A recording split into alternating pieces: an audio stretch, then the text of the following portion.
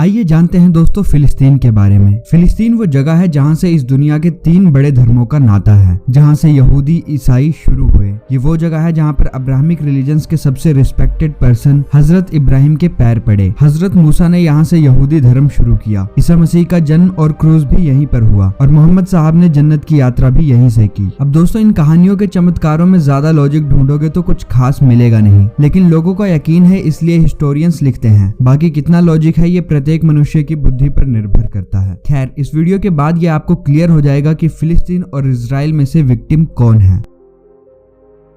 हजारों साल पहले की बात है, जब कोई अब्राहमिक रिलीजन शुरू नहीं हुआ था। तब यहाँ पर लोग अलग अलग मूर्तियों की पूजा करते थे, जैसे पानी के देवता, आग के देवता, हवा के देवता एक्सेट्रा। फिर करीब 2000 BC में इनमें से कोई समझदार आदमी उठा और उसने बोला कि ईश्वर एक है और वो इन सब देवताओं का मालिक है। वो ही है, वो कुछ भी कर सकता है, ये सब देवता झूठे हैं, बस वो एक ही है। ये सब बोलने वाले शख्स थे इब्राहिम, या हजरत इब्राहिम भी इन्हें कहा जाता है। आगे चलकर करीब 700 साल बाद यानी 1300 BC के आसपास इन्हीं के वंश में हुए मूसा या मोसेस या फिर हजरत मूसा अली। मूसा अली ने इब्राहिम के रास्ते चलते हुए कुछ और नए रिफॉर्म किए। उसे एक ईश्वर को साक्षी मानते हुए इन्होंने कुछ नए रूल्स और रेगुलेशंस बनाए। इन रूल्स और रेगुलेशंस को मानने वाले लोग और मूसा के फॉलोवर्स यहूदी कहलाए। मोसेस ने ईश्वर का नाम यहोवा बताया, इसलिए यहोवा को मानने वाले लोग यहूदी कहलाए। धीरे धीरे ये यहूदी धर्म फैला और इस पूरे एरिया में यहूदी हो गए। अब दोस्तों फिलिस्तीन की धरती पर सिर्फ यहूदी हैं। फिर कई सालों बाद इन यहूदियों के बीच में एक ईसा मसीह हुए और ये हम सबको पता है कि जब से ईसा मसीह हुए तब से साल की शुरुआत मानी जाती है। तो हम कह सकते हैं कि ईसा मसीह का जन्म मोसेस से लगभग 1300 साल बाद 0 AD में हुआ। अब ईसा मसीह का संदेश थोड़ा अलग था। वो खुद का ईश्वर का पुत्र मानते थे और इस नाते से वो खुद को यहूदियों का राजा कहते थे। साथ ही उन्होंने टेम्पल माउंट यानी ये जो विवादित जगह है, यहाँ से भी लोकल ट्रेडर्स वगैरह को भगा दिया। अपने साथियों और फॉलोअर्स के साथ मिलकर मंदिर का कंट्रोल भी ले लिया। ये वो जगह थी जहाँ पर यहूदी पूजा किया करते थे, उनके लिए पवित्र थी। इसकी उनके पैगंबर और ईश्वर से रिलेटेड अलग पहचान, अलग इतिहास है। तो अब ईसा मसीह की इस वजह से लोकल लोगों ने परेशान होकर राजा से शिकायत करी। अच्छा, उस टाइम फिलिस्तीन पर रोमन्स का राज चल रहा था। ये अलेक्जेंडर के बाद का शासन था। रोमन्स के अपने अलग ही देवी देवता थे। तो रोमन्स राजा ने जनता पर और गवर्नर पर फैसला छोड़ दिया। गवर्नर ने लोगों की सुनी और यीशु मसीह को क्रूज पर चढ़ा दिया गया। तो अब उनके जो फॉलोवर्स थे वो क्रिश्चियन कहलाए। इन क्रिश्चियंस ने ईसा मसीह के उपदेशों का प्रचार किया। अब धीरे धीरे लोग क्रिश्चियन बनने लगे। वैसे भी यहूदी धर्म 1500 साल पुराना हो चुका था। सबसे बड़ा बूस्ट तब मिला जब राजा ने क्रिश्चियनिटी को एक्सेप्ट कर लिया। अब क्रिश्चियंस में ये धारणा थी कि यीशु मसीह को ज्यूज ने मारा है, तो बस फिर राजा के आदेश पर अब ज्यूज को पकड़ पकड़ कर मारा जाने लगा। ज्यादातर ज्यूज क्रिश्चियन बन गए या फिर देश छोड़कर भाग गए। ये करीब 500 ईस्वी की बात है। तभी काफी यहूदी भारत में भी आए थे और उनकी पीढ़ियां अभी तक मौजूद हैं। सिलसिला यूं ही चलता रहा। उधर मोहम्मद साहब का भी जन्म थोड़ी ही दूरी पर मक्का में हो चुका था। मोहम्मद साहब को जो भी ज्ञान अल्लाह से डायरेक्ट या जिब्राइल फरिश्ते के थ्रू मिला वो सब कुरान में नाजिल है। इसके अलावा मोहम्मद साहब ने जो वैसे बातें कही या उनकी लाइफ से रिलेटेड बातें जो हैं उन्हें हदीस कहा गया। तो उन्होंने अपने शुरुआती फॉलोअर्स से कहा कि एक दिन उनको एक फरिश्ता मिला जो उन्हें फिलिस्तीन ले गया। वहाँ उन्होंने नमाज पढ़ी और अल बुराक नाम के घोड़े पर बैठकर स्वर्ग चले गए अल्लाह से मिलने। फिर उसी जगह वापस आ गए। अब इस बात में कितनी सच्चाई है ये मुझे नहीं पता, लेकिन मोहम्मद साहब ने बोली तो उनके फॉलोअर्स इसे मानते हैं। तो जब शुरुआती दिनों में मोहम्मद साहब को मक्का के लोगों ने तंग किया तो वे मदीना चले गए। फिर वहाँ से एक फौज बनाई और मक्का वापस लौटे। सभी काफिरों और मूर्तियों और उनकी पूजा करने वालों को काबा से हटाया गया और मक्का का कंट्रोल अब मोहम्मद साहब के पास आ गया। अच्छा, शुरुआती दिनों में मोहम्मद साहब जब नमाज पढ़ते थे तो फिलिस्तीन में अलग-सा के इस एरिया की तरफ मुंह करके नमाज पढ़ते थे। फिर बाद में वो और उनके फॉलोअर काबे की तरफ मुंह करके नमाज पढ़ने लग गए। उसके बाद दोस्तों इस्लाम काफी तेजी से फैला और फिलिस्तीन में भी इस्लामी राज्य हो गया। अब जाके यहूदियों को थोड़ी राहत मिली, क्योंकि इस्लामी शासक यहूदियों से ज्यादा भेदभाव नहीं करते थे, क्योंकि उनका मानना था यहूदी हजरत मूसा और इब्राहिम से ताल्लुकात रखते हैं, जो कि इस्लाम में भी काफी रिस्पेक्टेड हैं। तो इसलिए मुसलमान उन्हें अपना भाई समझते थे। अब मोहम्मद साहब भी इब्राहिम के वंशज थे ऐसा माना जाता है। अब मुस्लिमों के राज में यहूदी फिर से लौटना शुरू हुए। अब करीब 400-500 सालों बाद 100 ईस्वी के आसपास क्रिश्चियंस ने अपनी जमीन लेने के लिए मुसलमानों के खिलाफ युद्ध छेड़ दिया और वो जीत गए। फिर इस बार उन्होंने मुसलमानों और यहूदियों दोनों को जमकर मारा। फिर उसके कुछ 100 साल बाद फिर से इस्लामी हुकूमत शुरू हुई। फिर ओटोमन अंपायर आया जो कि करीब 1000 साल तक रहा। अब फिलिस्तीन की इस धरती पर पूरी तरह अरब यानी मुस्लिम लोग बस चुके थे। फिर जब दोस्तों 20th सेंचुरी में हिटलर के द्वारा ज्यूज को पकड़ पकड़ के मारा जा रहा था, तब ज्यूज और इधर उधर हो गए। हिटलर ने लाखों ज्यूज को मौत के घाट उतारा। उधर वर्ल्ड वॉर भी चल रही थी। ज्यूज ने सरवाइव करने के लिए ब्रितानियों का साथ दिया और हिटलर के अगेंस्ट लड़े। ब्रितानियों ने वादा किया कि वो ज्यूज को रहने के लिए जमीन देंगे। वर्ल्ड वॉर ब्रिटेन जीता और उधर फिलिस्तीन पर भी ब्रिटेन ने कब्जा कर लिया। अब वायदे के हिसाब से फिलिस्तीन में ज्यूज आकर बसने लगे। दुनिया भर में कई बचे कुचे ज्यूज ने अपनी अच्छी पहचान भी बना ली थी, तो अब वो खुलकर डिमांड कर रहे थे अपने लिए एक अलग देश की। दुनिया भर से ज्यूज अब 1000-1500 साल बाद वापस फिलिस्तीन आने लगे। देखते ही देखते ये नंबर लाखों तक पहुंच गया। ब्रिटेन को इस पर रोक लगानी पड़ी, लेकिन यहूदी अब रुकने वाले नहीं थे। काफी तो इलीगल तरीके से फिर फिलिस्तीन में घुसे। उसके बाद इन्होंने ब्रितानियों पर काफी हमले किए और फिर आगे चलकर ब्रिटेन में ही इजराइल के लिए बिल भी पास हो गया। अभी तक इजराइल का जन्म नहीं हुआ था। इस जगह पर पूरी तरह अरब मुस्लिम थे जो कई पीढ़ियों से चले आ रहे थे। उनकी जमीनें, उनके घर, ये जो छोटे छोटे स्पॉट्स दिख रहे हैं, यहाँ पर यहूदी आए थे। अब यहूदियों के लिए एक अलग देश बनने की मांग हुई तो इजराइल को ये जमीनें दे दी गई। 1948 में इजराइल बनते ही आसपास की सारी मुस्लिम कंट्रीज ने इजराइल पर धावा बोल दिया, लेकिन इजराइल इन सब से जीत गया क्योंकि अब यहूदियों के लिए जीने मरने की बात थी। सारी दुनिया से निकाले गए यहूदी अब इसे नहीं छोड़ सकते थे। लेकिन वहीं दोस्तों अरबों को भी ये परेशानी थी कि 1500 साल पहले इस जमीन पर क्या हुआ इसका फैसला अब थोड़ी ना किया जा सकता है। लेकिन फिर भी यहूदियों की तादाद बढ़ती गई। फिलिस्तीन के इस दोनों जगह बचे कुचे देश में भी इजराइल अपनी कॉलोनीज बसाने लगा और इन्हीं सब के साथ दोनों ही देशों के बीच संघर्ष आज तक जारी है। आई होप दोस्तों आपको पता लगा होगा कि पूरा मामला क्या है। जानकारी पसंद आई तो वीडियो को लाइक और शेयर जरूर करें।